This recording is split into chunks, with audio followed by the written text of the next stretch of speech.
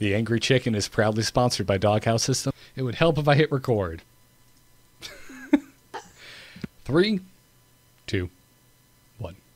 The Angry Chicken is proudly sponsored by DoghouseSystems.com. If you use our code TAC, you will get double memory on your next Doghouse Systems gaming rig. We thank DoghouseSystems.com for their support of The Angry Chicken.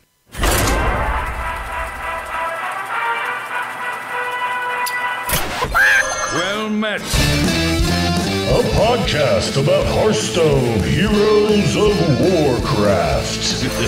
It's time for a little fun. This is the Angry Chicken.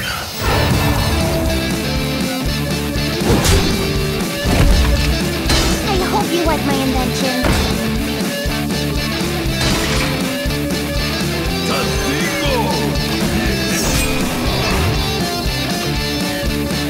I'm gonna eat that.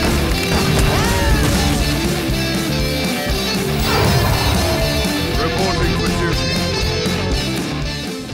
Greetings and welcome back to The Angry Chicken, a Hearthstone podcast. I'm Garrett Weinzerl, and I am joined, as I always am, by William Dills Gregory and Miss Jocelyn Moffat. Guys, how you doing tonight? Fantastic. Bit better. That was a tame response. I was just like, going into this show with the knowledge that I do of your choice of teams in a certain sporting event, Dills. I was expecting just explosive, fiery, cuss-filled rage. I could have a torn ACL and MCL and then have popcorn thrown at me, so that could happen, but that didn't happen. So better than some people, I guess. Gotcha. It's all about perspective, right? Exactly. Little victories. Exactly. I'm over it. All right. I'm over it. We're past it now. Okay. Moving on. I'm sorry, sir. I'm very sorry. Is it baseball season yet? It's coming, right? You can cheer with me in 2 weeks. It'll be fine. Nah. Are we gonna fight about that? Because I root for the Yankees. Or are you okay with that? I don't really care. Are you not like an aggro Yankee hater? I'm not. No, I don't really. I'm not an anti-Yankees person at all. Okay. Right. If I was a Red Sox fan, of course. Yeah. But as a Giants fan, the Yankees are not really on my radar. I don't think we've faced each other in a World Series for quite some time. So I believe that's an accurate statement. Yeah. So Can we stop talking about baseball now? Because snore.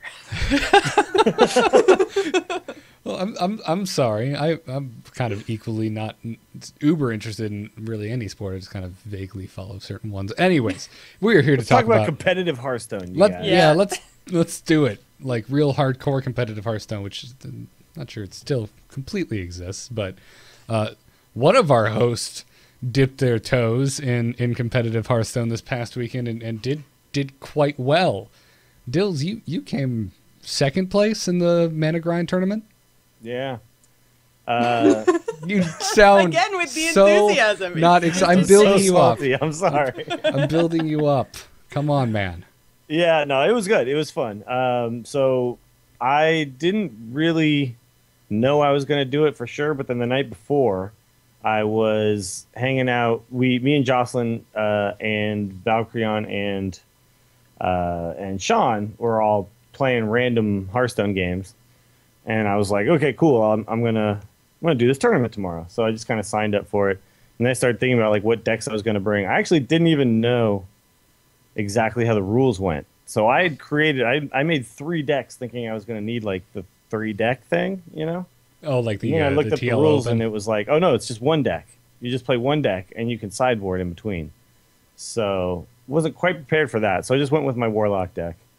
And won 6 matches, and then finals was best of 5, and I lost 1 game because my computer crashed. Oh, that Which I was so sad sucks. about because I was watching and I was like, yeah, Dills, yay, Dills. Yeah. And then all of a sudden the stream went down and then I missed the whole rest of the tournament because Twitch was just being Twitch and then I couldn't actually get your stream back even once you started streaming again. So I missed the rest of it and I was like, oh.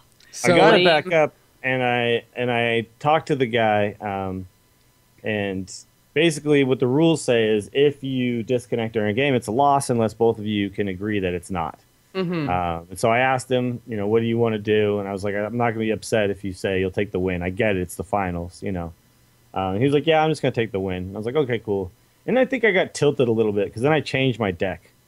Like I basically switched from the Warlock deck I was playing to like the Giants control Warlock, and I just got stomped. So that was a mistake on my part to do that. I should have just stuck with the deck that was working. I mean, I won the first game with that deck, and the second game I lost fairly. I mean, it was a competitive game, and then the third game, obviously, I think I was actually winning that third game when I got disconnected. Like I think I was.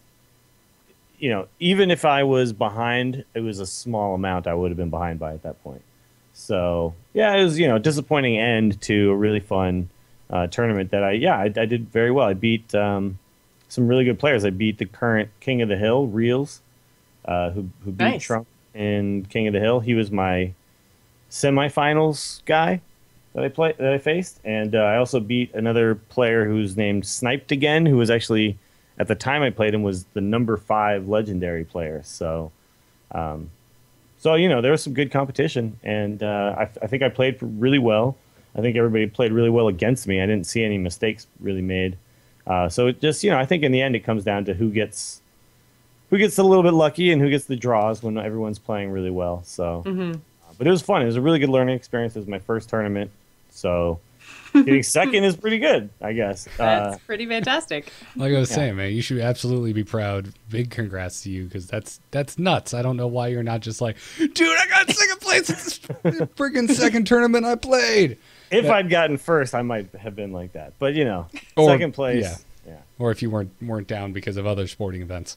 Yeah, that might have something to do with it too. But I will say this: I'm definitely going to play in that thing more often because. I got the taste for how the whole tournament thing goes, and it's actually it was a really positive experience all the way through. Whether I had won or lost or anything, whatever, like I think that the experience was really good because I met some other players, who and they were all really nice, and some of them stayed on my friends list after it was done. So, it was good times. Valkyrion also played in it, and I was really hoping that me and him were going to get to play, but he went up against. Another rogue deck. He was playing a rogue deck, and he went up against another rogue deck, which basically means like who's going to get to Leroy first, kind of. Who's going to get lucky with their rag hits and stuff like that. So he ended up not winning that one, so we didn't get to face each other, unfortunately. But it was cool. People were keeping up as I was playing, and like people were messaging me like, "Dude, you're doing really good." And I was kind of surprised people were keeping up just on the tournament page. Which would actually show like the current bracket as it was going. I'll also say this: Mana Grind is very, very organized, and it's really cool that they're out there doing this because I think they just do it every weekend, every Saturday. So anybody else who's interested in potentially doing a Hearthstone tournament, I endorse the Mana Grind tournaments. They're very good. They're very well done. So that's awesome. Nice. That's really awesome. So again, dude, congrats. I'm so stoked for you, and I think we're gonna need to post your Warlock deck on the site or something because I know after talking about this, we're going to get those emails. Oh yeah, I was gonna say there were a few people asking for it in chat when I was hanging out in there. We I think I linked to it in a tweet, but there is on the Mana Grind site. There's the top 4 decks. So.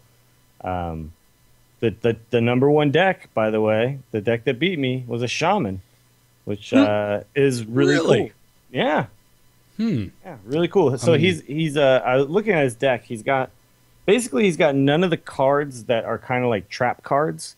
So things like the Earth Elemental, which is the 7/8 for 5 mana, but has the 3 overload. Yeah. The problem with that card is it's an insanely powerful card, but when somebody plays like a big game hunter against that card, basically you overloaded yourself and then you played a card and then they just killed it for 3 mana and put a 4/2 on the board. So it's like you instantly fall behind, or they Black Knight it and you instantly fall behind, or something like that, right? Yeah. So he had a really smart deck build where he avoided all of those cards.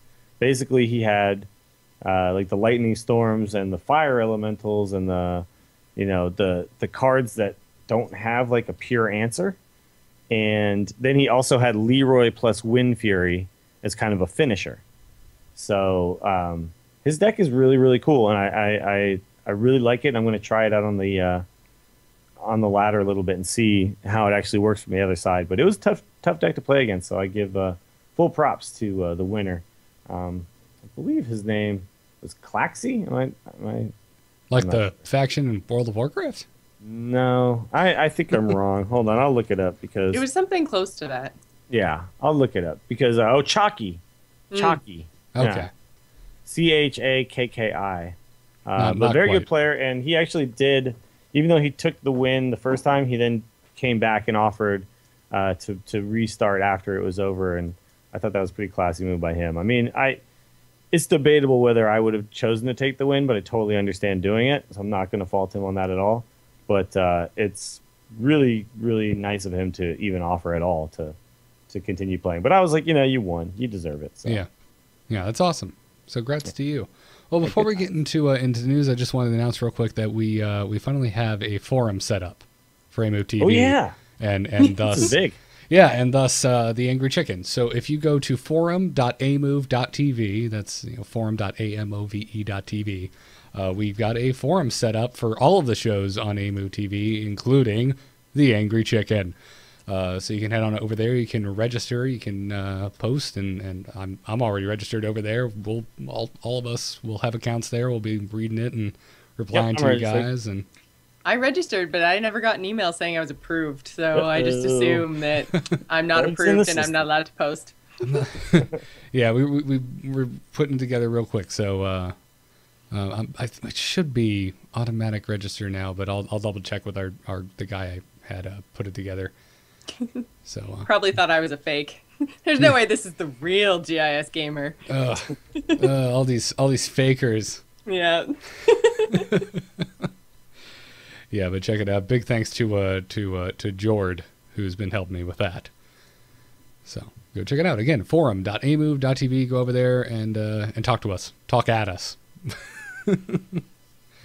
All right, guys, let's talk about the news in Hearthstone from this week. Good news, everyone! That's the sound Dills was making after football. Yep. Oh no. So the balance patch is it has arrived finally. It came out this past Wednesday as well as a myriad of bugs and issues, as I'm sure a lot of you who are in the beta have noticed. Got a patch. Let's see. When were you guys doing your random deck games against one another? Was that Friday night? Okay, because I think actually I logged out at some point and the patch like started up at like. So we were playing a little bit, then I logged out, and then all of a sudden it patched. Yes, yes, because I was talking to you guys on Skype, and then I was playing, and you heard me kind of like, what the hell is going on? I dropped a defender in between two guys that weren't dancing, and it didn't give one of them the buff, and I'm like, what?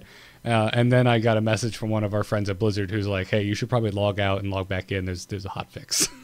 Yeah. But, it still feels more prevalent than it was before. And I know they said that these bug fixes are coming kind of as the last step before it's open beta time. Right.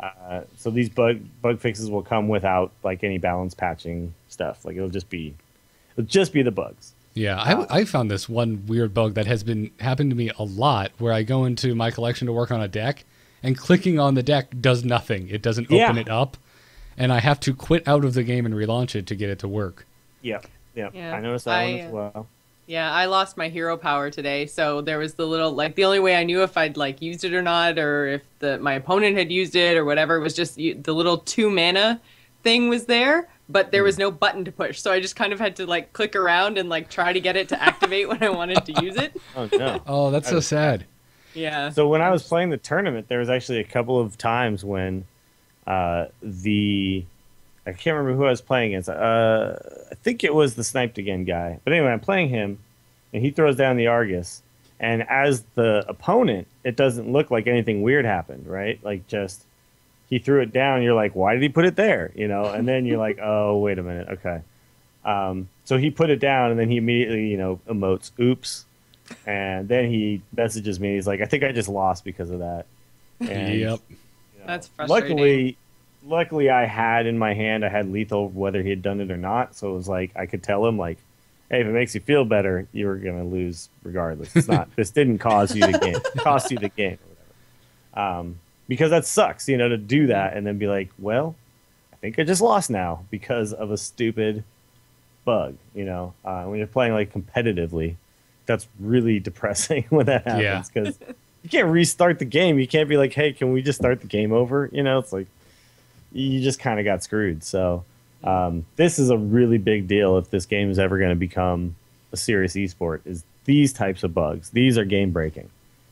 Right, I could deal with the floating minions, but right, it makes me hopeful for flying minions one day. yeah, but the dancing minions is just it's no good, and it's it's a big deal. So right, it's clearly something they're working on, and obviously the hotfix is not happening as much. It still seems to happen from time to time, but but again, it's beta. I mean, right, exactly. This is the risk you take by playing in competitive tournaments while the game is still in beta. Yeah. Exactly. This is why Blizzard's not holding like sanctioned tournaments. And this is why I can't really get that upset. It's fine. It's just part of the deal. It's like at this point, like beating that bug is like a game in itself. You're trying to figure out ways to drop that defender and have it actually work is a big deal. And one of the reasons I only ran one defender in my tournament deck. I was like, I don't want to deal with this. Yeah, that's a good point. I don't want this to cost me a bunch of games. So. Yeah. Apparently, there's also a known issue with canceling quests and having them replaced with a new quest. According to Blizzard, it's still under investigation, and quest canceling is temporarily disabled in the meantime. I just saw this today. We've got a couple tweets from people saying that was happening, and I was tweeting back at them like, I don't know, it sounds like a bug. I haven't been having this issue. But yeah, apparently Blizzard has recognized this bug. So you're not crazy, people. It is a problem. Well, not for this reason anyway. Right, but exactly. You might still be crazy. You might be crazy. It's possible. But you never know. Also, Eric Dodds, just last week, actually, I think a day after we recorded the show, posted a nice lengthy article on the official Hearthstone page about the balanced philosophy that the team over at Blizzard takes when it comes to Hearthstone. So a lot of it is stuff I feel like we've talked about on the show that we assume is the way they do things, and definitely echoes what Ben Brode said when he was on. But there's still some really good information in here. Basically, he discussed the reasons that the teams picked the cards to be changed, and some of the highlights. He said, if it causes non-interactive games, if it's just all around frustrating to play against, if it's causing confusion or isn't intuitive enough, if it's too strong compared to other cards of that same cost. If a specific build or style of play is too strong, or if a card is just too weak. And there's definitely an emphasis on kind of getting the opponent across that, listen, we don't make rash decisions. We don't make sweeping balance changes just because we're seeing a trend over the course of a couple days. Yeah. Otherwise, Murlocs would be gone and mages would have been nerfed to hell and back. Yeah. That's me talking, not Eric Dodds. Well, I mean, and the changes they've made up to this point, so Murlocs really haven't been touched. No. And that's because, as frustrating as they can be, they're very reliant on drawing that perfect opening hand, where you actually get all your Murlocs and right. They are choosing leader, which is really important. But the other types of cards that have been nerfed were nerfed because of these other reasons, being a big deal to Blizzard. The fact that you can have nothing on the board and then suddenly kill you is, it's a problem.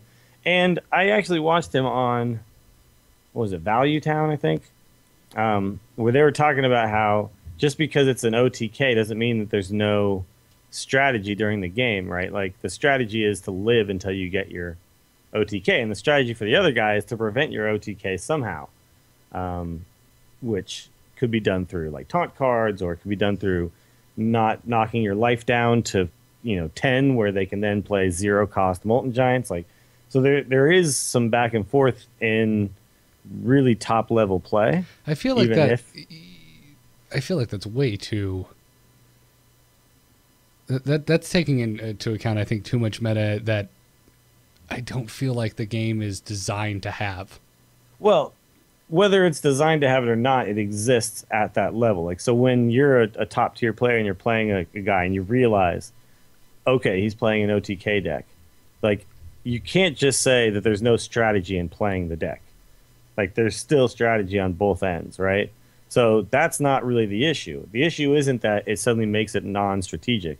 The issue is that it makes it non-interactive, and that's the big problem. Is that this guy's not playing minions. All he's doing is clearing my minions and just waiting, or any minion he plays is just a minion to draw more cards.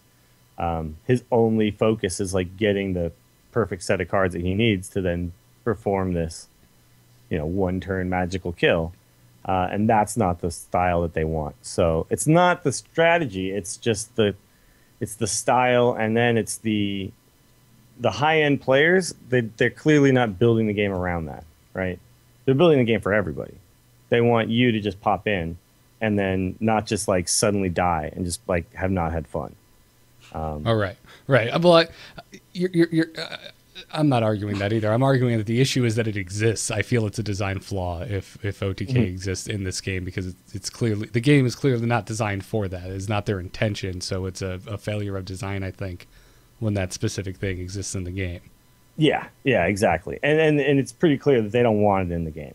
So if it gets discovered, they're taking it out, So if someone figures out a new one, it'll probably get taken out. So yeah, which someone has already sent in one where someone did it with the commanding shout and frothing berserker again. Yes, this but week. That one existed before, and that one is so friggin' hard to pull off. Yeah, it's so yeah, exactly. it's like, if that's what you're playing, I want to see your win ratio, because I bet it is crap. Yeah, yeah. The sexy sax guy made it, right? The guy who did the Yeah, the guy who has the worst music ever. I think that's all he does, is he just tries to make OTKs just to make these videos. I think that's like all he ever does. Yeah. But yeah, everything had to be so perfect for that to work out for him. If you watch that, like, he used all his mana. He used the 3 mana cost charge card. It's like, that's just not a viable deck. So I don't think Blizzard cares about that one. So that one's probably safe. If that's what you really want to do, go ahead and bust that deck out. That thing Yep. And then answer me this question: are you having fun? Yeah, exactly. Because are you having fun sitting around waiting for that perfect storm? Because that's not. I tried it. I tried that deck. It's not fun to play. It's also not fun though, is the new Hunter decks. I'm glad Hunter's back, but the style of deck that ended up being made is just so brainless and annoying that that's what works now for Hunters. Okay, so what are you seeing then? Because I'm playing a Hunter deck and I'm actually having a lot of fun. Stop calling me brainless. No. I'm sure yours isn't, but there's the deck that I'm talking about is the one where every card has charge. Let's hold this for strategy discussion then, because this is going to just fall right in line with everything else I think we'll be talking about. Okay, I'll save it then. I'll save it. You should definitely go read Eric Dodd's entire article in full. One last tidbit: he did say that I want you all to know that once we go into open beta with Hearthstone, which is happening soon, we plan to make very few card changes unless they are absolutely necessary. So there you go. Blizzard soon, though, is everyone else's takes forever. So there's that. Again, definitely go read the full article. And since stills cannot be contained, let's get right into strategy talk. Hit it very hard. Wanna blow something up?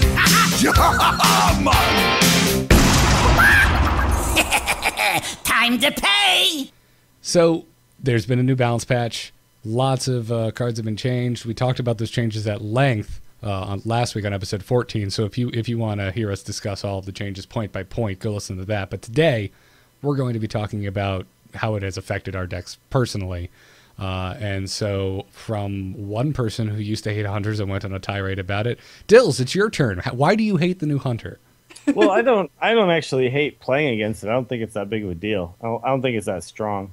But I just don't think it's a very interesting style of play. Basically, what they do is they have cards like the 2/1 charging Murloc, the Wolf Rider, the Arcane Golem. Every card that has charge, basically, is all popped into this deck. Then they pop in stuff like the weapons. They pop in the traps and basically what they do is they just every turn put something down and hit your face. That's pretty much it. And either they win or they lose based on that. So they either win really fast or they lose really fast. I don't know. Just to me, it's just not. It's again, this is not very interactive. Like they never touch your board unless there's taunt. Then they touch your board. Gotcha. But, So it's kind of like this opposite non-interaction where there's just a ton of stuff on board, but they're just going for the face. exactly. Okay. And they actually want your board to be somewhat full of stuff. Like so, you keep putting stuff down to trade with the charge card they just played, but the charge actually got me, or the charge actually already hit your face, right? So they already got value out of that card. And then, you put down stuff, you trade, you might be trading in a better fashion. But then what the hunter doesn't care about is you've got 5 guys on the board. Well, that's great for me because that means I get 5 hounds when I unleash my hounds. And I draw 5 cards, or I basically, get more value because of the fact that you have more creatures on board. So they don't care about clearing your creatures ever. It's just, it's a very, to me, it still feels very cheese. So I don't want, I'm not anti-hunter. Like, if you listen to the tone of my voice, there's very little rage. But I just have hopes and prayers that the hunter class will one day be a viable class without some sort of gimmick. Just a good, solid class in Hearthstone, right? Wouldn't that be fun? Yeah. If hunters That would could just be be fun. good Yeah. without having to do something weird. That I would be don't awesome. do anything weird. Well, I'm sure you put something else together. That's fine. I mean, now Unleash the Hounds is actually a good card. But if you're talking about at the high level rankings and stuff, this is really the only hunter deck you're seeing. And it's again, we're kind of in that place where, how do you play hunter? This way. This is the only way. Is there another way? Maybe, but it doesn't really work as well. That's a problem. Are you seeing at the higher ranks, are you seeing more hunters versus the other classes, or is everybody kind of equaling out? Because I know for a while there it was a lot of warlocks further up. I think you still see more warlocks than anything else. That's because warlocks can play 3 or 4 different ways, and all of them can be pretty fun, But this is not my problem. Is not with hunters are beating me all the time, or hunters are cheese. My problem is that you don't get a lot of options with hunters and how to play them, and that's what I don't like. I would like to be able to play a board control hunter and have that actually work. So it just doesn't, and it's really the hero power that does Mine it. does. Really? Okay. Yeah. Well, I'd love to Although, see- again, I'm playing down low. I haven't played a whole lot of ladder. I did the random decks with you and random arena and all that kind of stuff. So I haven't been playing too much constructed, but I made a deck today and I went 4 wins in a row, I think, with just a trap and board clear type hunter, and it was fun. Yeah, No, that deck is definitely fun, but I don't think that deck. I bet you'll hit a wall with that deck. Aw. I think that Yang Wu hit a wall with that deck a little bit, because I think he got up to level 5 or something, right? Rank 5. It's a pretty good wall. Yeah, that's pretty far. It's higher than my wall. The way you There talk is about a it, wall, you make it sound you know? like it's level 23 is the wall, and that's Yeah. it's definitely not the case.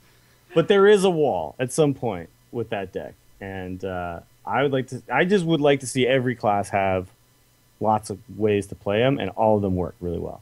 So it's not like I'm raging against anything. I would like to see more options for hunters. options. Exactly. Yeah. Exactly. Yeah. Yeah. I haven't played exactly the deck that Youngwoo posted. I kind of just made it from what I have. Although I have, I think, every hunter card now except for King Crush, I think is the only one I'm missing, which Okay. is the legendary. So, and Yeah. I filled up my deck so fast. I only used half of the hunter cards. And then I was like, oh, crap, I'm at 30 cards already. And then I was like, well, now I have to try to do, all these different things. And I was just like, there's too many. It's almost like there's too many choices, but not a good mix of play styles. Yeah. Almost like there's so many ways to play the same way. So That's a good I kind point. of filled it up with a lot of traps, but still. That's a discussion I have with a lot of my Magic friends. It's just it's just not a whole lot of card types and not a whole lot of card effects, at least not in a variety at the moment. So you definitely get that kind of... I agree with that feeling, Jocelyn. Not saying. So what have you been playing, Garrett, since the patch changes? I was playing. I've been bouncing around to everything because I've had the worst time in terms of like win consistency since this game has come out. I'm not winning consistently at all. I'm like winning one, losing one, winning one, losing one, winning one, and losing one. So I'm moving nowhere. So I don't know. I've been jumping all around. My rogue deck was working okay, and then I lost some games with that. So I was like, well, let me try the paladin deck. I haven't played my paladin deck in forever. Oh, I haven't played a paladin deck in the longest time, and Avenging Wrath is probably my favorite card in the entire game. Good. Right, and that was working, and lost some games with that. So I've just been jumping around. I made a deck similar to Dill's Warlock deck. I don't have all of the legendaries that Dill's has.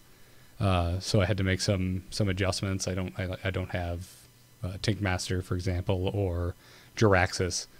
I've been seeing so much Jiraxis this week too. I hate Jiraxis. I hate him so much. He's so good though, man. He is so good. That's why I hate him. Like 2 or 3 games that I played where I won because of Jiraxis. Because you can life, like when you have Jiraxis in your hand, you can life tap a little bit more freely because you'll be able to heal back up to 15. Right. When you get low. But not only that, he allows you to then you change your style when like Jiraxis is coming up, because rather than try to rush you down, what I want to have board control the turn I play Jiraxis, because then I basically win. Like if I have board presence that turn, I play my Jiraxis, I get healed back to 15, and then every turn from then on out, I'm summoning a 6/6 for 2 mana, and I'm hitting your face for 3. And I'm playing whatever other cards, So it's just like, you just can't beat that. Like, that's too strong. So he's a pretty key card in that deck. Yeah. I feel like that's just the rule with Warlocks. If you get behind and they have Jiraxis, game over. Yeah. But I was behind several times, and Jiraxis pulled me back, and I won games. So right. If you don't have Jiraxis and you like playing Warlock, start saving up your dust, man, because that card is amazing. Or maybe Dust Sylvanas? No. I still don't think I would do that. Sylvanas is a pretty big deal in this deck as well. Maybe Dills is coming around. You are wrong, sir. I did dust Ma'am, my Pyro. whatever. I did dust my Pyroblast because I was like, So if I I want him back, I'll make him again. Yeah, So, that's a good point. You're correct in your thinking about the 1600 dust, but I still think Sylvanas is just too good in every deck. I can't take her out. So yeah, I got that Art Antonitis. I'm just like, I don't like mages. Maybe I should just get rid of him, but I don't know. I don't know. I swear he'll work at some point though. The meta will shift and he'll slow down a little bit and he'll be amazing. But currently, no. It's just you don't ever even get to like turn 9 where it's like it still matters to get him out to do something. I should probably say this for Crazy Game Stories, but since we're on the subject, I faceless manipped an Antonitis this week and won with my paladin. That sounds pretty fun. So every time you cast a spell, you get 2 fireballs? Yep. That's pretty sick. It was so... Well, no. I get 1 because I was a paladin. I faceless manipped their Antonitis. Oh, I see. You were a paladin. You faceless manipped his Antonitis. Yeah, it was real fun. I thought you were talking about you'd played Antonitis and then faceless manipped him. No. My opponent did. I faceless manipped it, killed Antonitis, and then got a fireball off of the spell. Wow, that killed him. It was pretty rocking. It was a good time, but yeah. So I don't know. Your Warlock deck is definitely heading me in the right direction, Dills. Yeah. But I don't know. I think it's about time for maybe another installment of Hearthstone coaching on the YouTube. Okay, let's do it. Maybe we do some constructed, because I don't know what the hell I'm doing wrong. I think the constructed is just so interesting right now, just because of the fact that it's not just the ranking system by itself, but it's what the ranking system did. What it did is it turned everybody towards constructed play, right? So like before this ladder existed, all the streamers were doing arena because arena was just more interesting, Yeah, at the time it had the most. Yeah, because like, okay, what am I doing? I'm just playing constructed. I'm just constantly at 3-star master for no good reason. Right, there's no like metric to gauge. Yeah, kind of like how good you are or the quality opponent you were facing, and Yeah. So but yeah, if you notice now, all the streamers are playing constructed. So it's almost like what it's done too. Not only has the meta shifted, like the meta shift is faster now because of the fact that everybody's playing constructed, but also it's like the meta shifting is more subtle. It's like this one card enters the meta, so then this card enters because it counters that card. Like then that card leaves, and then another card comes in to counter that one. Like it's not like this overhauling. It's one card. Yeah, I feel like every time I turn around, the Black Knight is in everyone's deck or in no one's deck. Yeah. Black Knight is one of them. Big Game Hunter, Giants, Earth Elemental. Like it's like every little thing has its moment, and then it goes away when everyone starts countering it. It's really interesting to watch it happen too. Yeah.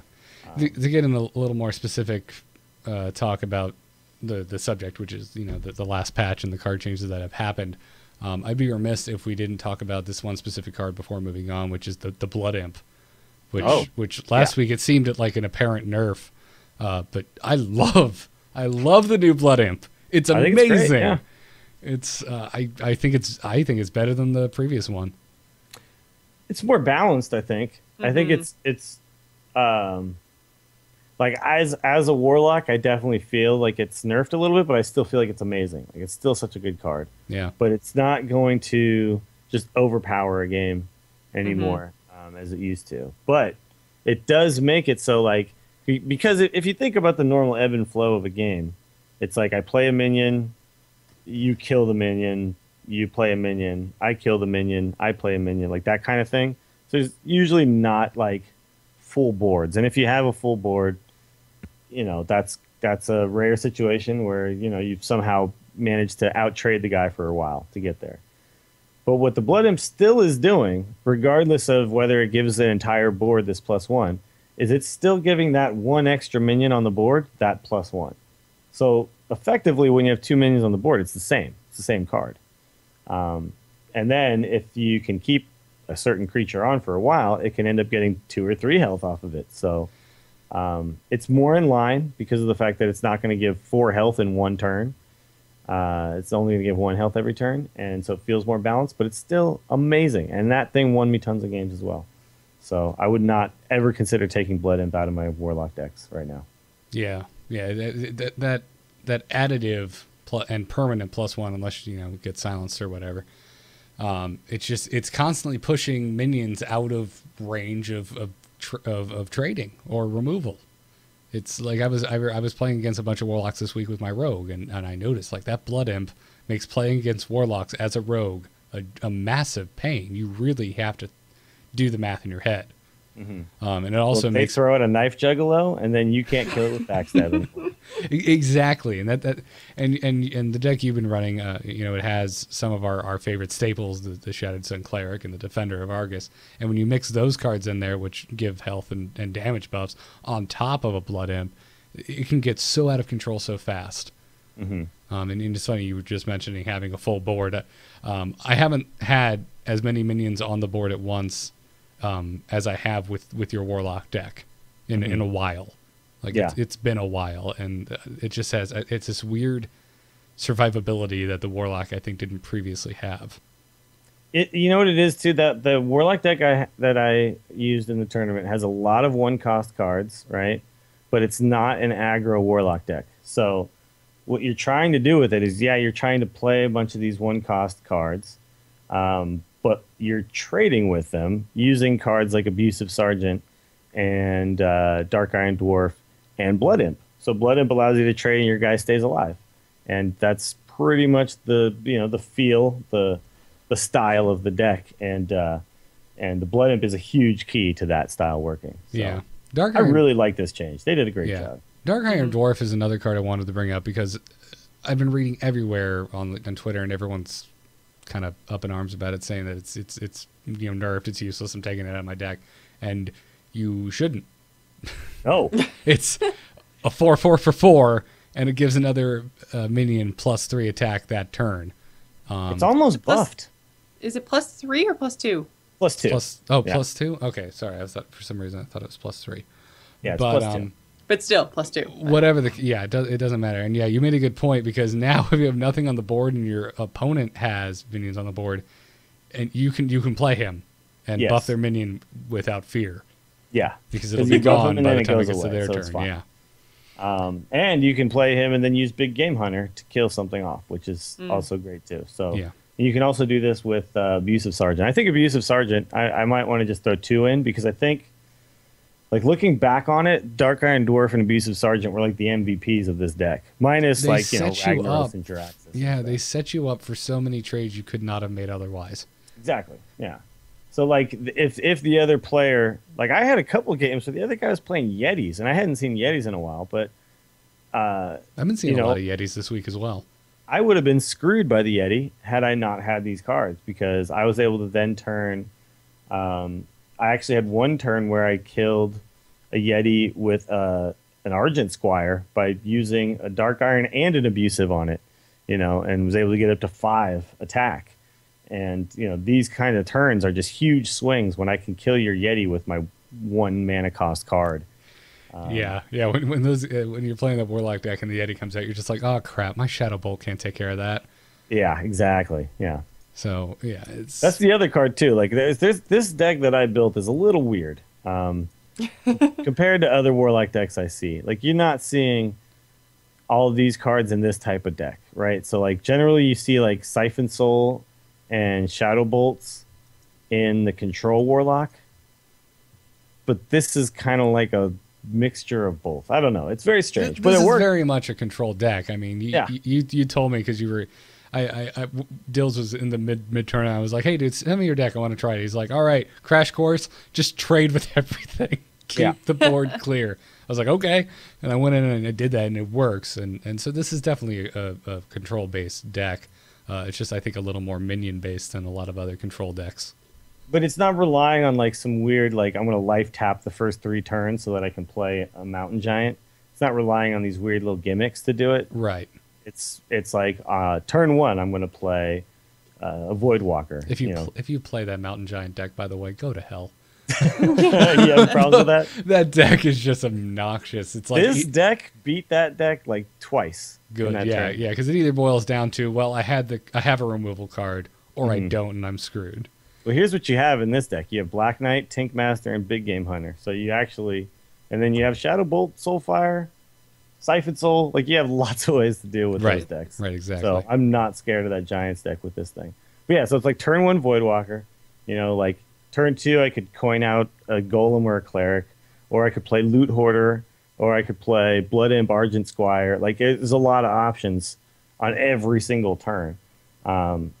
Early game, and the early game is really where you set yourself up, and then late game it's like Draxus, Ragnaros, Sylvanas, like, so it felt very, very strong to me. And a lot of the changes that they made in the last patch were seemingly negative at first, and I thought, we'll maybe kill this Warlock deck, and they did not at all. Yep. So yeah, it's good stuff. So very cool. Jocelyn, so what have you been playing with anything else other than the Hunter deck you talked about? No, I've just really been trying to get that Hunter deck to work. Okay. I'm trying so hard. But I mean, I think I tried also, let me think. I always get Druid and Shaman mixed up. I know, Garrett, don't. What? But yeah, I think it was the Druid I was playing. And I've always liked the Druid, but I had a taunt and spell powered Druid deck, and that was a lot of fun. But then spell power is really strong in Druid decks because of the AoEs and stuff that they have. So. Yeah, so and that was really fun, and I think I gave up on that one because I was going up against, for the longest time, for I guess probably almost the better part of 2 weeks now since the season 2 started. Every single freaking person that I went up against in ladder at level 24 and 25 is just like legendary after legendary after legendary after legendary. And I was just like, F it, I'm going to play arena or random or something fun. Like, well, the game's, even though it's beta, the game's been out for a while in beta. So even at the low levels, people have opened a couple legendaries, Mm-hmm. Well, and I mean, especially for the first week or so, it was all the higher level players playing down at the lower levels. So, which is always the problem in the first week after the start of a new season, anyways, in any competitive game. So, I kind of expected that, but then when I tried, I guess it was last Wednesday or Thursday, I went in the ladder again, and then it was same thing happened. Like somebody had a legendary to play on like 4, 5, 6, 7, and killed me on turn 8, and I was just like, God damn it!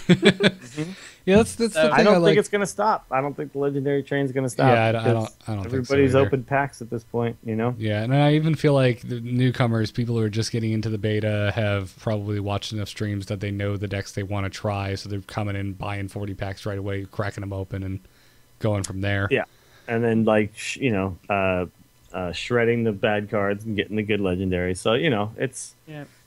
It's it's a thing that's not going to go away. Like you're always going to be up against these really good legendary cards. So you got to figure out a way to get your own, I guess. I know, and I have a couple, and that's what I did is I put King Mukla and Hogger and Ysera into my Hunter deck today, and that made a big difference. Even just those 3 cards, and they're not even the best legendaries by far, but even just having that extra little bit of an edge made a big difference. So yeah, I hate to say it because I've been quite a champion of you could totally do this with no legendaries, guys. It's fine. The cheap decks are good, and balance, and I don't know.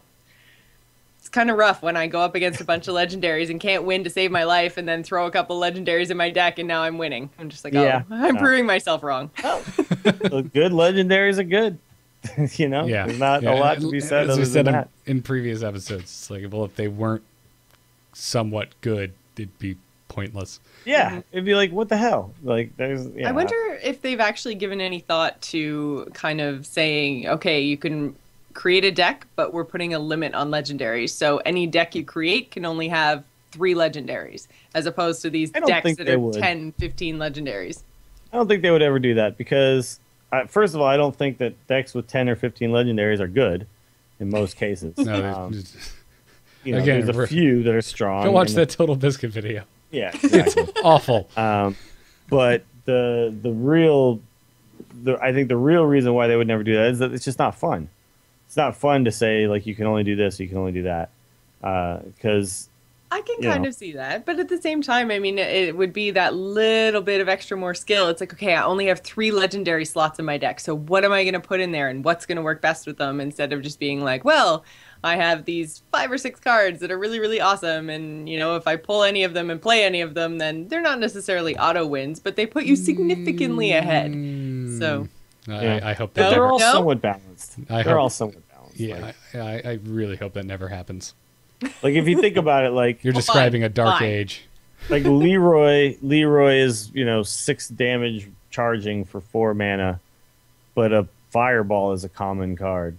You know what I mean? Like that doesn't give your opponent they're all somewhat balanced. So I know they're all somewhat balanced. Any of them are like leaps and bounds above the common cards you can get. I just think that obviously they are good in certain situations, and And I think what you do is if you limit the amount of legendaries, you kind of nerf creativity a little bit. Like, I think we'd get more standard decks. Like, because everyone would be like, well, okay, I can only do 3, so it's definitely going to be Rag, Ysera, and Nat Peggle, or whatever the hell, or Sylvanas, or whatever the hell it would be at the time. And then you'd see those exact same cards every single time. That would be annoying. Yeah, no, that makes sense. I was just curious. Chat room's like freaking out at me right now. It's just a suggestion. Oh, these are the hardcore fans that show up in the chat room, and I come. They are opinionated as well. And I enjoy my Magic, where if I want 20 of the same damn card in my deck, I can have 20 of the same damn card in my deck. So I'm a curmudgeon when it comes to that. I would like to see that even if it's not something you can just do, I'd like it to be an option. Like a play mode style. where you can do anything. Yeah, because like do the 30 wisp deck. Why not? Let us do it. See what happens. Turn 1, 4 wisps. Yeah, I feel like if that was the case, the wisp would have to be changed. Yeah.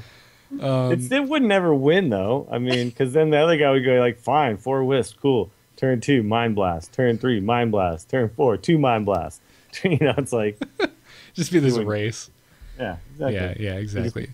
The limits that they have already imposed definitely inform the way that they balance the game. But they just said they limited cards that could be put in the game in the deck by rarity, which they already kind of do. You can only have one per of the same type of legendary in your deck. That's true. Yeah. So I don't know. I think it'd just be.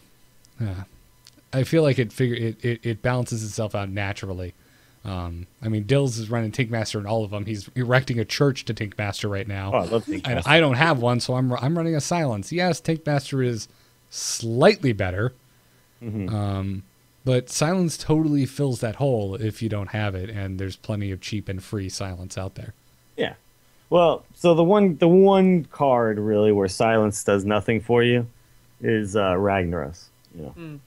Ragnaros, you silence him now. It's like, oh, cool. Now I can just attack whatever the hell I want. Cool. Yeah, Thanks, man. Unless I'm rocking my Shaman deck and I've got like a 7/8 taunter, and I'm like, I'd rather have him just have to run into my taunt than casting fireballs at my face. Yeah. But like what Tinkmaster does so well is just deal with like 4 or 5 different cards. Yeah. When you have and then the Giants too. Like if you're playing the Giants deck against me, I'll just Tink it. So, okay, 5/5. It's still better than the 8/8. I can actually maybe remove it. So yeah, that's what I hate about the Giants deck though. Is I'm like, man, there's like 4 giant cards in here, and I know they probably have a rag in there too that I would rather silence or rather. They generally have the 4. They have the 4 Giants. They don't run the Sea Giants, but they're running the Mountain and the Molten, and then they also have Alex Straza, which is also an 8/8, and then they probably have rag too. So there's like 6 Giants. If you think about it, that's a lot. That's a lot to deal with. Yes. Yeah. It's just like there's not enough removal in this game. I'm sorry. Let me sideboard in like 2 more hexes. I'm sorry. Oh wait, I can't do that. Nope. So 30 hexes. Actually, you'd never win. Well, you'd hex every turn, then play a totem. So then you'd just be like, you could whacking at their hexed minion. You could absolutely win. 1/1 totem. Yeah, that's the fun part about hero powers. So cool. Well, did you have any closing thoughts on the card changes, Dills, before we move on? No, I think we covered most of it. I think they were all pretty good, though. I don't think there was any real mistakes. I'm a little sad that the novice engineer is just gone. We never see him anymore. That's the only one I'm not sure I agree with, because Buddy the loot hoarder is. I never felt like I had issue with the novice engineer. I understand Blizzard it's probably more of a this is getting stale because we're seeing it in every deck. Yeah, that's all it was. It wasn't that he was an overpowered card or she was an overpowered card on her own. It was that it's just in every deck, and that's boring. Yeah. So it's a shame. Yep. Still running at my rogue deck just because I haven't figured out what the hell to replace it with. But yeah, it'd be interesting. Like they could do something like. What if it was like a 0/1 that drew 2 cards or something? Like it cost 3 mana. I don't know. There could be some interesting stuff they could do with it. Yeah. But right now, the way it is, it's not really worth it. Because like, yeah, I get a free card, but I spent 2 mana, and then you spent 2 mana to hero power it off the board, and all I really did was cycle a card out of my deck. Like it was basically just like an empty space in my deck. Like I just had 28 cards instead of 30. So. Alas. All right, let's move on to crazy game stories. Is the whole world gone crazy? You're in trouble now. You got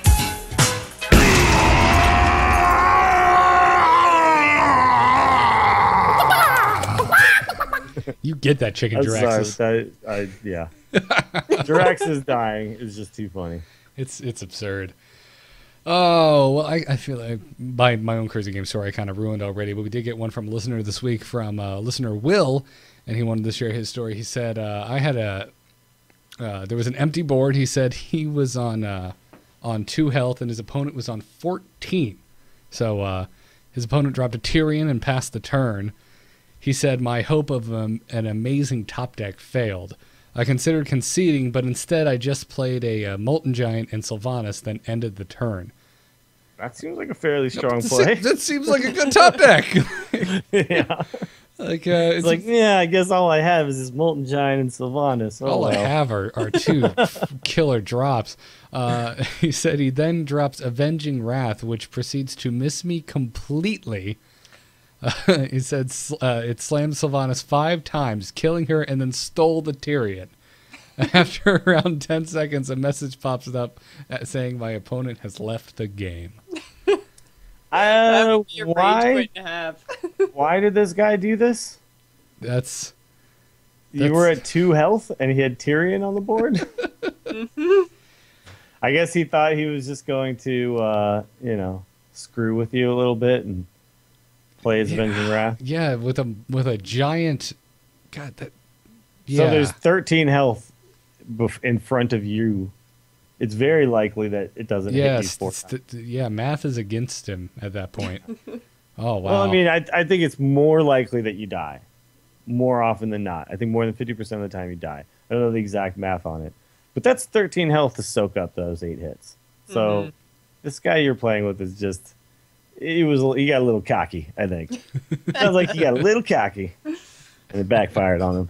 A little bit. Yep. So Yeah, did he indeed. not play... I'm also curious. Did he not play his token as well as Tyrion? Like, sounds like it's late game if you're on 2 health and he's on 14. So I would assume he played Tyrion when he had 10 mana. So, I don't know. Whatever. I got a lot of questions for this game. Yeah, the whole thing is just strange. And even if he had killed the Tyrion next turn, you get the Ashbringer. He doesn't have a taunt. You swing and win. Yeah. He doesn't have...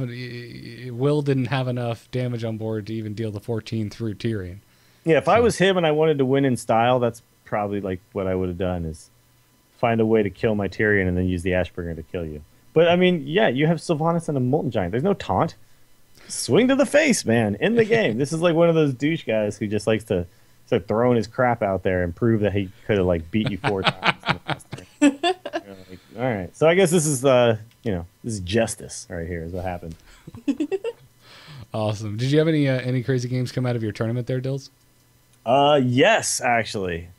So I had one situation early on where I was playing against the guy and he was at like, I don't know, like 5 or 6 health, and I was at like 5 or 6 health. So it was a really close game.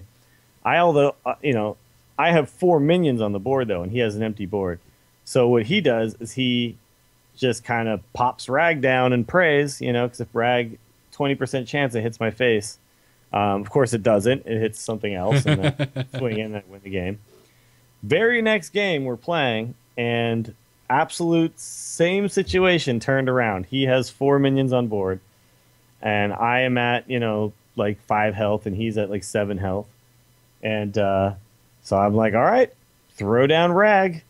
End turn. Rag hits his face. I win the game. So, yeah. So that was pretty interesting. And then I had another game where I was like, the board was completely overwhelmed with creatures. I had Jiraxis in my hand, but I was playing against that control Warlock. So he had Ancient Watchers that were taunted up on the board. So I couldn't have played Jiraxis at that moment because he still had like 5 creatures besides. Like, he basically had a full board. So he would have still had 5 creatures like besides the Ancient Watcher. All of them were damaged in some way. So instead what I do is I Hellfire, remove everything but the 2 Ancient Watchers, but knock myself down to like 4 health or something like that. And I'm just like, well, all I got to do is just not... if he has Soulfire, that's it. I'm done. He doesn't have Soulfire, so I'm able to then next turn play Jiraxis, and I think I was able to play a Soulfire at that point to kill one of the Ancient Watchers, and then attack the other one with the sword. So suddenly, like, the game just swung, and I won the game when, like, basically, the dude had like 7 creatures, and I was at like 4 health. So that's the power of Jiraxis right there. And then I'll say the last one. There was another interesting one where this is when I actually lost the game. This is actually a really tricky situation, but the guy was at 7 health, and in my hand, I had 2 Soulfires. So what Soulfire does is does 4 damage for 0 mana, which is pretty powerful. Unfortunately, it also discards a card in your hand. So basically, on the next turn, I drew a card. So now I had 2 Soulfires and 1 card. I life tap, and I'm like, all right, here we go. All I got to do, it's like 33% chance to discard my Soulfire. So all I got to do is just get a little bit lucky, go to his face, there goes the other Soulfire. So I ended up losing that game, which I should have clearly won. But You should have used the other Soulfire. That was the lucky Soulfire. Exactly. I used the wrong Soulfire. You chose poorly. Yep. But yeah, though, there's some fun games. And then here's a crazy game story. So I was playing this game, and then my computer crashed. It was crazy. It was crazy, man. I lost. Did you throw food on your crashed computer? I basically just As said, it was carted off the field? I when it happened, I said, "Wait, what? What? Wait, what?" I just did that over and over again for a while. And then, Really, there was no rage involved at all. People who were on my stream saw when I came back. I was just kind of quiet for a while. There was no real reaction outside of that. We're not going to talk about what just happened. We're just going to continue playing. Jocelyn, any fun stories from the life of a try-hard hunter? Well, not from a hunter, actually. I had one from my arena run that I did, I guess it was just over a week ago now, because we didn't do crazy game stories. Are they all listeners last week or something? Anyway. We skipped them last week because it was just too much to talk about. Right. That's it. So, I did one of my random arena runs where I just picked everything on the right. So that included hero all the way through the cards, everything on the right. So I ended up a mage. And I found a card that I'd never actually seen before, and that was the Hungry Crab. So I was like, ooh, I'm never going to use this. So I got in, I went up against another mage, and we were kind of back and forth. It's so good. And I got her down pretty far. What? It's so good against Murloc decks. I know, right? So I was sitting there and I'm like, I drew it on the first turn and I'm like, I'm going to save this crab because you never know when you're going to need the crab. And I had it like all the way through the game and we were just going back and forth. And then finally it was like, it seemed like last ditch effort on her part, threw down these 2 Murlocs and of course it's the 2 best ones and it's like that buff each other and it was like +2 attack and +2/+1. And I was just like, crab. Boom. And like the turn before I'd been sitting there talking to the stream and I was just like, I think I'm just going to throw this out. What are the chances of like turn 10 Murloc, right? And then sure enough, turn 10 Murloc and I was like, crab. Boom. Oh, that's countered. Great. You just slam it on the board. I did. I don't think I've ever been able to eat a Murloc with the crab before. Ever. I totally did. And then I killed her with it the next turn. Nice. My 4/3 crab. That is it's so like crab good. to the face. Boom. That's great. I'm so happy to hear that the frickin' crab actually succeeded. Got to nom on some delicious Murloc. Oh, that's so wonderful. Awesome. Well, let's round out the episode with some emails. Hello? Hello, it's me. Hello. Just quickly, do you get my message? Yep. Oh. Hello, brother. Welcome to emails. You can send them to tacpodcast@gmail.com. Our first email today comes to us from Kevin, who wants to talk about staying competitive while on the cheap. He said, "What's up, guys? I found your podcast not too long ago, and it is a good listen. I just got Hearthstone a few weeks ago, so I am pretty late to the party. The biggest thing I'm struggling with is trying to stay competitive against people who have a much larger collection than me. I'm trying to get as high as rank 10, but I tend to lose games whenever the big legendaries come out, as I don't have/know the response. I bought some packs, but I'd rather not spend much more. I got a much of Murlocs. I think he said it means a bunch of Murlocs. Probably a bunch, yeah. In the packs. I like a much of Murlocs. It's okay. Yeah, that sounds like, it's like a flock of geese. It's a much of Murloc. It's a gaggle of Murlocs. I think it's actually a sack, though. I think when there's a bunch of Murlocs? Murlocs, it's a sack of Murlocs. Yeah. Do you cart Murlocs around in sacks? I think that's just what you call it. It's a big sack. I mean, Yeah. Murlocs are Look at that sizable sack of creatures. Murlocs over there. Oh my god, they're coming at my face! God, look at that sack on generally Dills. how it goes. He said, I got a bunch of Murlocs in the pack, so I've been running that because it is the only somewhat reliable way for me to get rushdown wins before Ragnaros or Gramash, Hellscream plus Inner Rage eat my face on turn 8. I thought of Druid with Silence plus Faceless Manips as well. Any other ideas? And we've actually gotten quite a few emails very similar to this. People saying that they don't really believe that people up past rank 5 haven't spent any money on this game. That Blizzard's not going to be able to have that slide in their presentation at the next BlizzCon, saying that the top ranked players, half of them never spent any money. Well, I don't know. I mean, the longer that you play, the more gold you can earn, whether that's through Arena or that's through Ladder. So, I mean, if you are one of the top ranked players and you're playing all the time, you could be buying all your cards just straight up with 100 gold every time. It's definitely Just- going to take you like a few months. It'll worth take of longer. to get there. A lot longer. Yeah. Well, absolutely. But I mean, doesn't mean it can't be done. And especially when now the game's been out for, well, I mean, out in closed beta since what, September-ish? Yeah. Yeah. So, I mean, people have had 3 or 4 months to accumulate enough gold and accumulate enough cards. Doesn't necessarily mean they've spent money, but I definitely do understand if you don't have a ton of time to play and you don't want to drop money into it, it can be daunting. Right. Yeah. I mean, the simple answer to this, and I know it's a very common question, is like, I don't have all the cards. I can't win. It's impossible. It's just a really common question, but the real answer, like I could give you like all these like, I could really pump you up and like be like, you can do it, man. All you got to do is just got to play this card. Like the real answer is, you're probably gonna struggle when Ragnaros hits the board because it's a tough card to deal with. There's Big Game Hunter. Big Game Hunter, Faceless Manip. Great answer to Ragnaros every single time.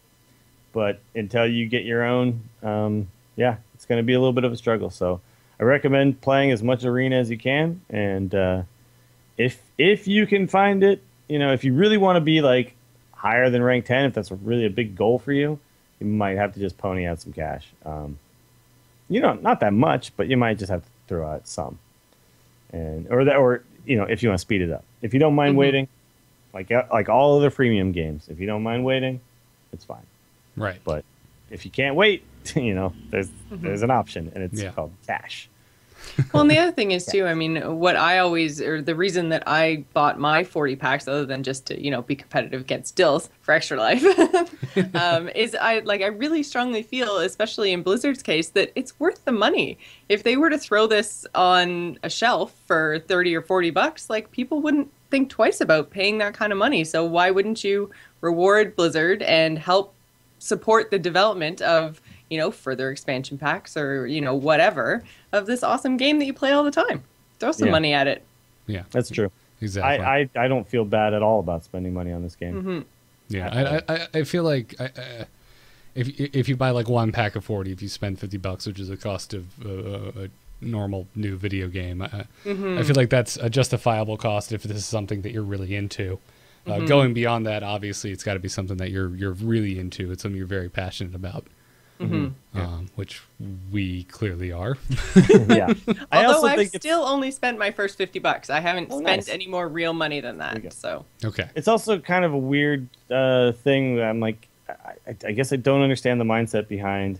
I want this free game. I want to be really good at it with no effort.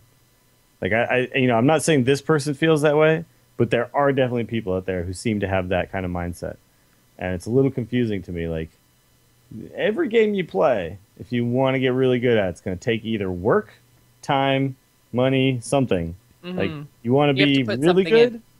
Yeah, you got to put something in to get something back. So it doesn't mean it's money, but it's going to be something.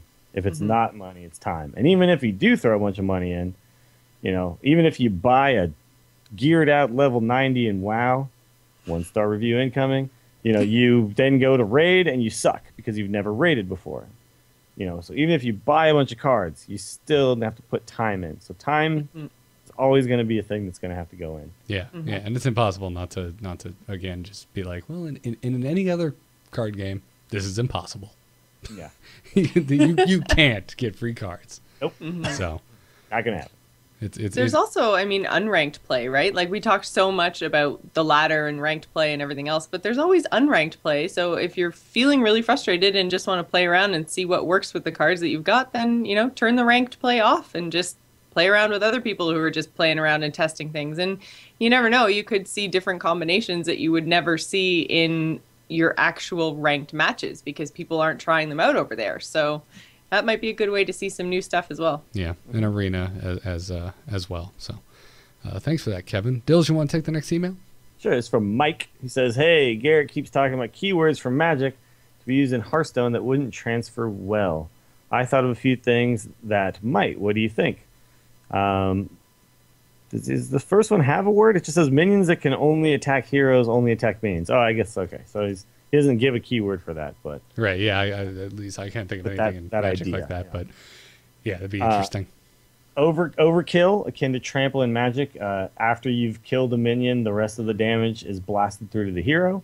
I'd love to see something like that. That's pretty interesting, yeah. Long range, doesn't take return damage when attacking. So this was actually in the WoW TCG. It's also a very interesting idea. Right. Poison, every turn the poison minion takes 1 damage. So I'd assume that would mean like, here's a creature, I attack this and apply poison, when I do it. So sleep, unable to attack, coin flip after every turn negates. This is like Pokemon. Right. But all right. So anyway, he also says love the show. Thanks, Mike. Smiley face. Don't forget the smiley face. Oh yeah, and smiley face. I'm going to go ahead and put this out there. I don't think Blizzard's going to want anything in the game where there's some kind of hidden coin flip that we don't see. Like I know that there's definitely a coin flip to like Tinkmaster, but the coin flip is not like, like it's not some unseen thing that happens and then it's like, oh, my minion came to life. Yeah, and that would be a hard thing to explain on the card. Like, what do you say? Yeah. Sleep. Every turn has a. Well, I guess you could just say like Nat Pagel, 50% chance to wake up. Sure. But again, I just feel like I don't think that they're going to want to do stuff like that where it's like not obvious. Like with Pagel, it's pretty obvious. Like it's like, whoo, caught one. It's the whole thing happens. Like there's an action or there's a visible kind of animation or. Yeah, well, you can make an emote for waking up, but Yeah, I don't know. yes, that's I don't feel like sleep really fits with the flavor. The rest of these, though, I'm totally down with. I like them all. Yeah, Yeah. I I do. love the overkill thing. Yeah, overkill is a pretty like trample in Magic is a pretty cool thing. It's awesome. Yeah. You need to, In fact, I can attack stuff, and even if you block me, I'm still going to do some damage to you. yeah, play against my girl deck deals. It's going to be a lot of fun. Yeah, A whole lot of trample in there.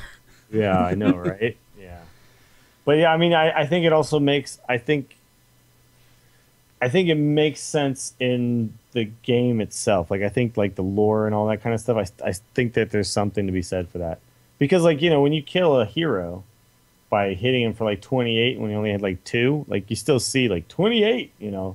Like it's in there. Overkill is in there. Yeah. So I could see it fitting in pretty well. I think it'd be very cool. Cool. And Jocelyn, you want to take the last email for today? Absolutely. It's a short one from Sean. If you had to build a deck with only neutral cards, what hero would you choose? Good fun question. So Yeah, this I don't kind know. of leads into this is kind of like the first guy's question. Like if we were just to answer the Oh, best like chance, only neutral cards, not even class cards.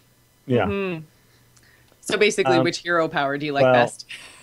yeah. So if it's only neutral, not even class cards. Like I wonder if he's saying basic. I guess not. I guess he's just No, saying he says neutral. neutral cards. Well, then I would make a Warlock deck with all neutral cards. Because card draw? Because I can just draw cards. I don't have to put in things like Novice Engineers and Loot Hoarders. I can put in Fairy Dragons and stuff. I can put in stronger cards at every mana cost because I don't need to put anything in to draw cards. I can just draw cards with my hero ability. I think it's just so powerful. It's kind of how I play Warlock in Arena. Is I just pick really strong cards and I never worry about card draw. So I don't have That's to. cool. Yeah. So not the mage then for the 1 damage anywhere on the board?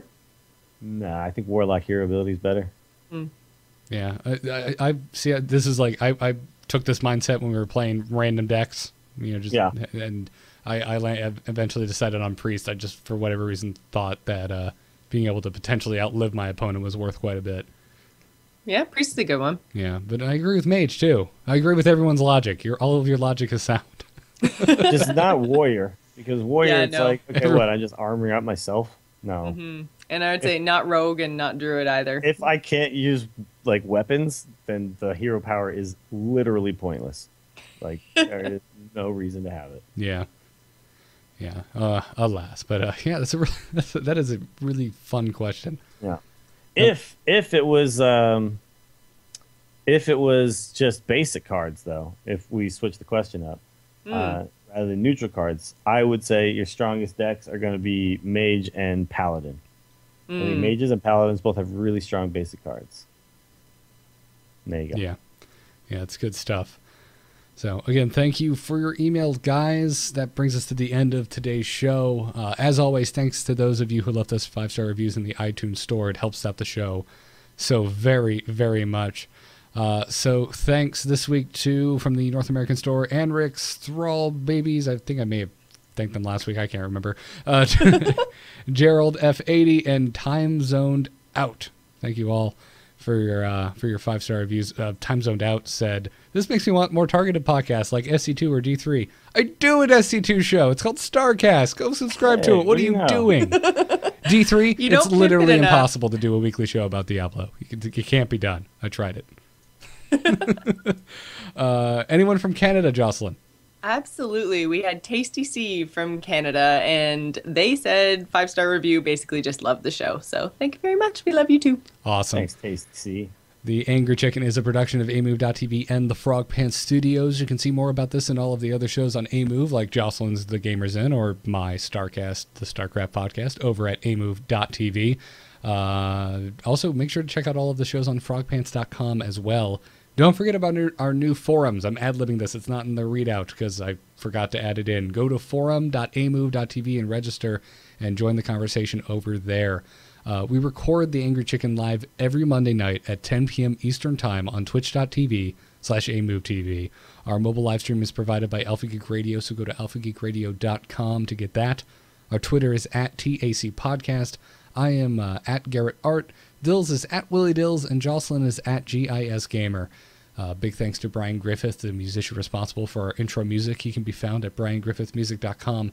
And my final personal pimp, my graphic design portfolio, can be found at nomoonart.com. If you watch the live show, the overlay is done by me, so go check that out. Dills, where can people find you? You can find me on The Instance, the World of Warcraft podcast that you don't have to. You can do it if you want to, but you don't have to.